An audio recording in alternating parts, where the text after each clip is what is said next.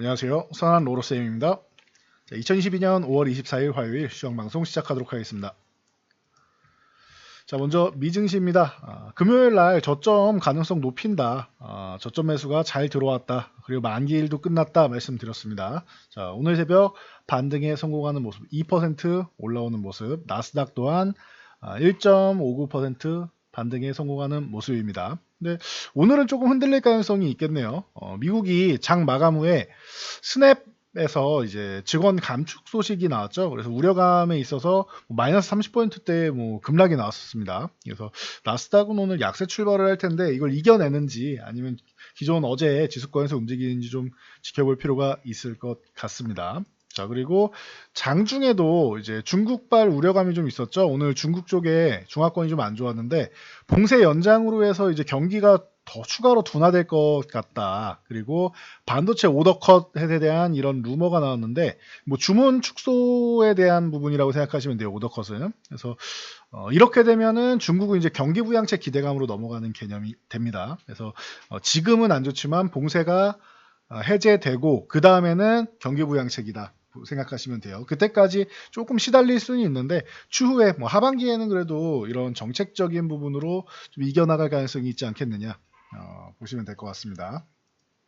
자, 오늘은 반도체 오더컷 얘기가 나오면서 장중에 추가적으로 하락이 나왔다 말씀을 드렸는데 수급은 당연히 안 좋죠. 보시면은 이제 코스피 외국인 기관 양매도가 나왔고 코스닥도 양매도 나오는데 외국인들은 생각보다 매도를 많이 안 했어요. 매도 규모를 축소했죠, 오후장에. 그리고 선물도 5,000계약 이상 매도가 나왔었는데 한 4,000계약을 줄여서 마감에 1,470계약 얼마 안 되죠. 그러면 1,500계약도 안 되니까 이 정도. 그리고 대신 옵션 쪽에서는 중립 이하 풋옵션을 매도를 많이 해서 2,600 이하는 이제 지켜주는 구간이 될 가능성이 높다 말씀드렸는데 흔들기 정도는 나올 수 있다. 그래도 회복은 된다 보시면 돼요. 그리고 2,650 구간이면 저항 구간이기 때문에 저항 맞고 한 차례 쉬는 구간 정도 생각하시면 되겠죠. 그래서 이 파생 수급이 다시 한번 또 이제 하락 포지션을 청산하고 이쪽 포지션을 구축하는지 지켜보면 될 것 같습니다. 선물 쪽에서 매도가 크게 안 나온 게 다행인 것 같습니다.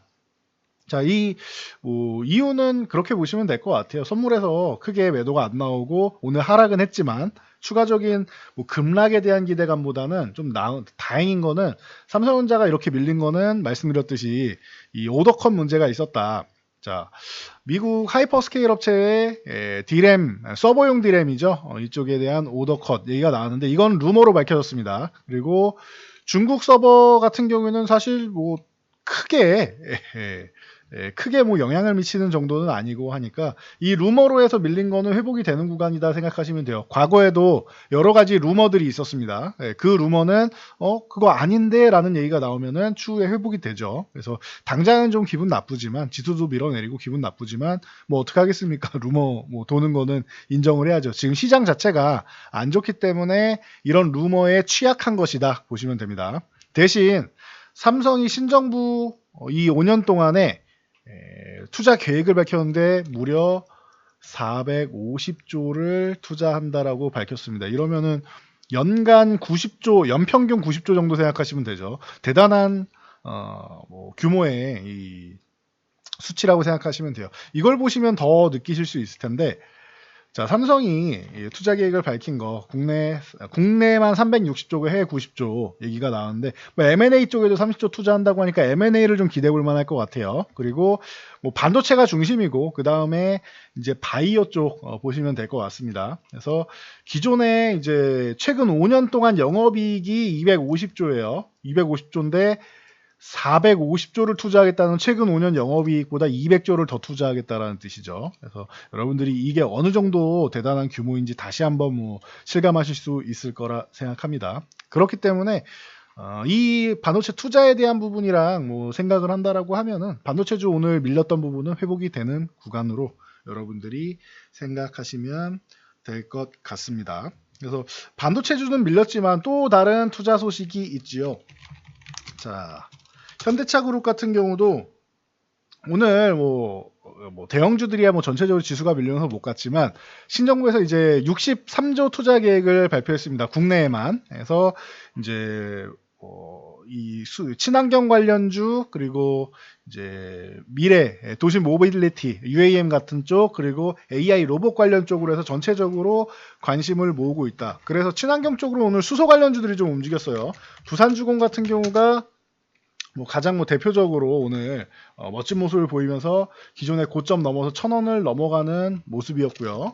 너무 이제 가격이 적다 보니까 이쪽은 배제하더라도 현대공업 같은 경우는 그래도 굵직하죠. 현대공업도 오늘 급등이 나와서 상한가 들어갔다가 풀렸는데 오후장에 좀 내려왔는데 18%대 유지하면서 GMB 코리아, JN케이터 같은 수소 관련주들이 좀 움직였다.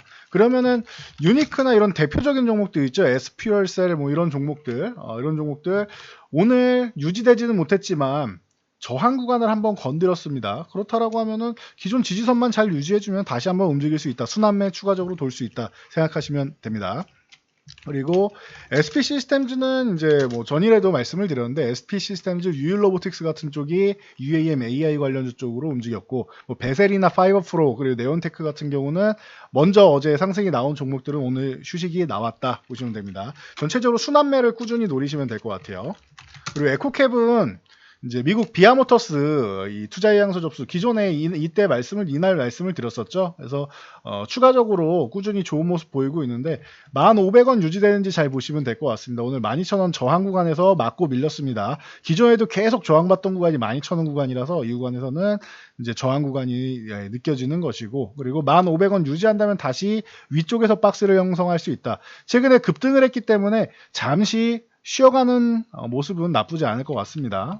그래서 이 정도까지 체크하시면 될 것 같습니다. 자, 그리고 KB금융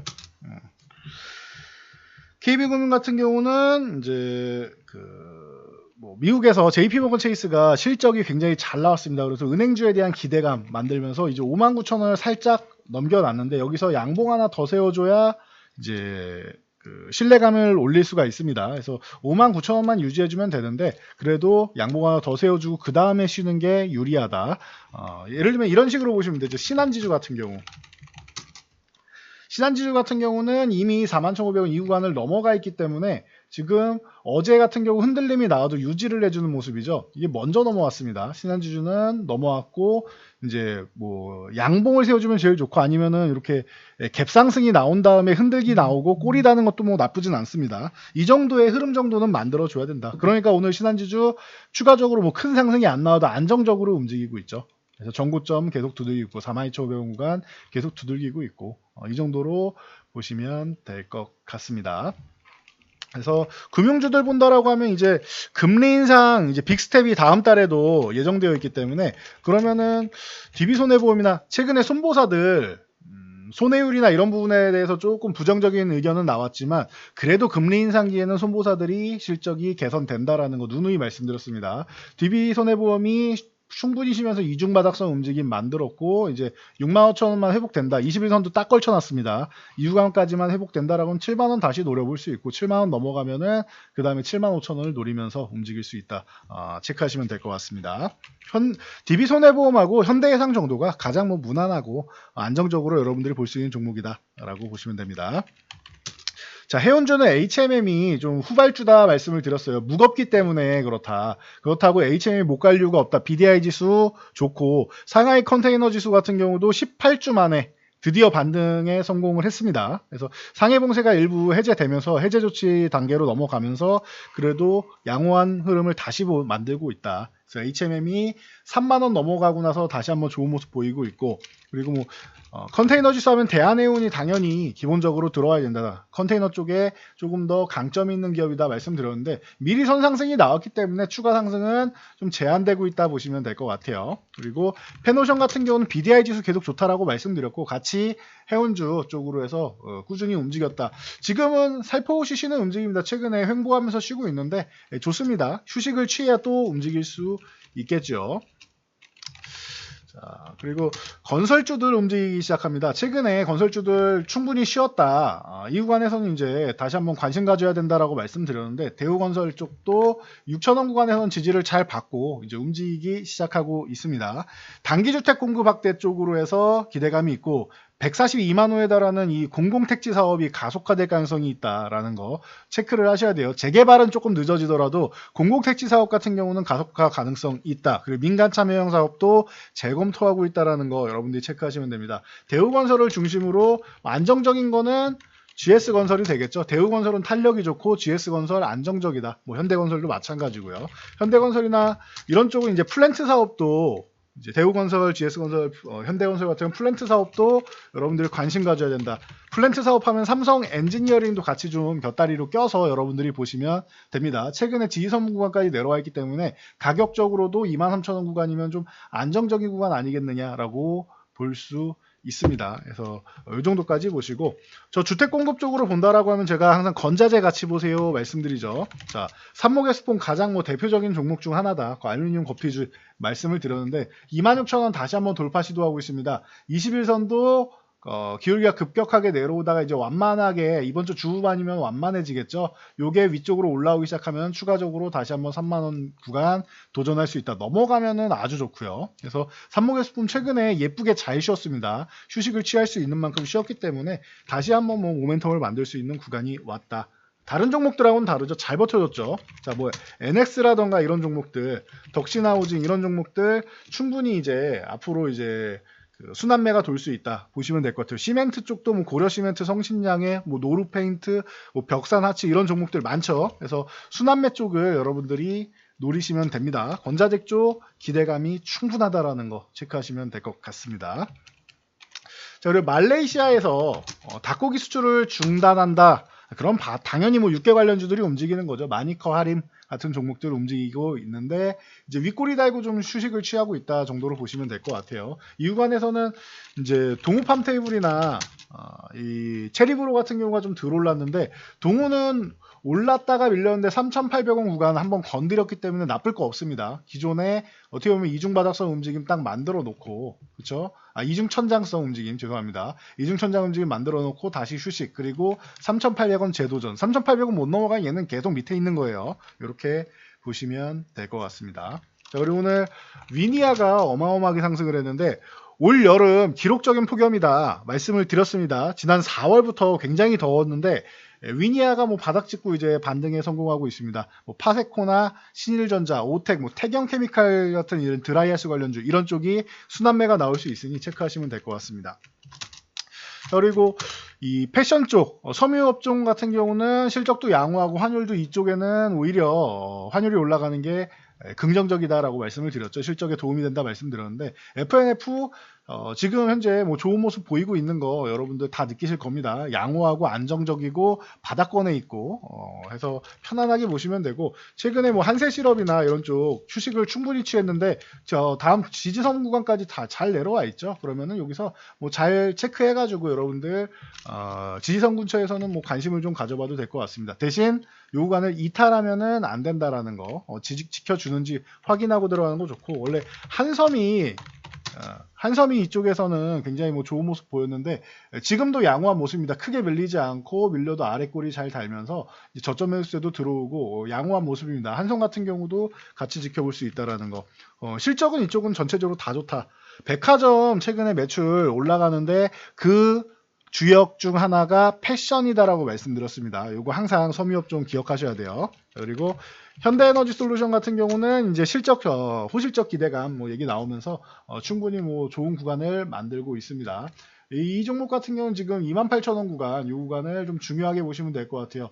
그동안 기존에도 한 차례 저항을 받으면서 못 넘어갔던 구간인데 기존에 계속 저항받던 구간이죠. 이 구간을 오늘 돌파 시도했다. 거래량도 양호하다. 대신 살짝 걸쳐놨기 때문에 여기서 양봉을 하나 더 세워주던가 아까 보셨듯이 갭 상승 나온 다음에 아래 꼬리를 이렇게 달아주는 모습, 이런 정도가 나와주면은 이제 지켜주는 모습이 된다. 그런 현대에너지솔루션도 새로운 시세를 만들 수 있다라는 거. 단기적으로는 많이 올라왔기 때문에 이격이 벌어져 있어서 이제 휴식을 조금 취하고 가는 것도 방법이 될 수 있어요. 그러니까 지지력 테스트까지 나오는지, 추가 상승한 다음에 쉬거나 아니면 여기서 지지력 테스트가 나온지 충분히 확인하고 여유 있게 들어가셔도 됩니다. 급하게 들어가실 필요 없다라는 거 말씀드리고 저는 여기서 오늘은 마감하도록 하겠습니다. 자, 영상이 도움되셨다면 여러분들 주변 분들께도 저희 영상 추천 한번 부탁드리고요. 영상 잘 참고해서 모두 안전 투자하시기 바랍니다.